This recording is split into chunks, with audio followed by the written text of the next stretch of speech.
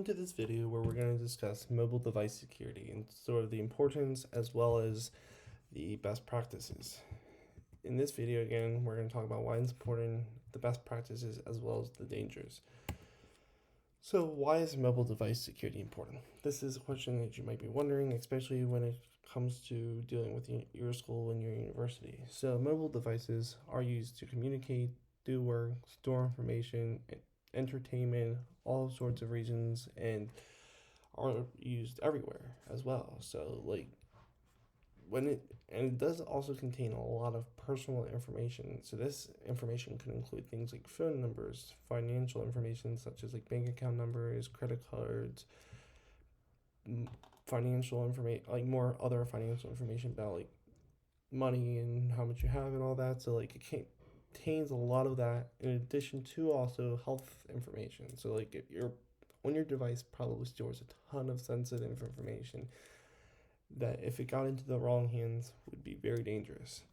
And so it's important to not only the fact that like it could cause dangers for like the university, as if they got into your device, if you're connected to the university's network, they could get through to their network and get even more information. Not only that, but it also does help protect you and specifically your information that is stored on your device.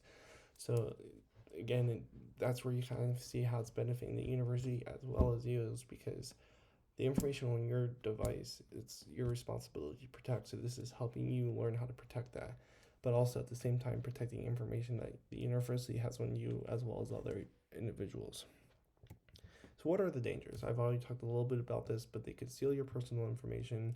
They get access to your phone. They could install malware, spyware, which is a form of malware, but they could install a bunch of things to help them get your information or just maintain access to your device. And so, which could then lead to, if they do get access to your phone, they could make unauthorized changes to the devices or to the device, such as settings and other things that you might not want done to your phone, but they can then do. And as you can see there, spyware is mentioned. They could install that. They could use that to gather more information, as well as keyloggers as well. It does the same thing where they could be logging every single keystroke you make.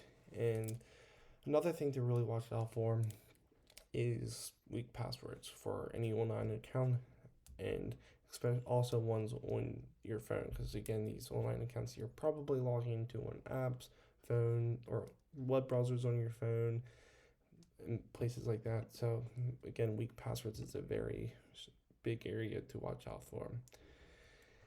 And so some of the things you want to try to do with your mobile devices, first of all, keep it up to date. If you're installing the updates to your phone and to any other mobile device that you might have, that's patching any security vulnerabilities there might be on your device, which then makes it harder for attackers to get access to that. Another very simple and very important thing to do is make sure you put a passcode on your phone. Like that, make sure people who shouldn't have access to your phone, or you might not want access, have access to your phone, to make sure they don't without having that passcode. And then also, if there's any additional, like some phones even allow you to lock, if you have like a Notes app, be able to lock that, which is where you might be storing personal information. So if there's any additional phone specific settings that you could implement to really protect that personal information that's there, take that, implement those measures.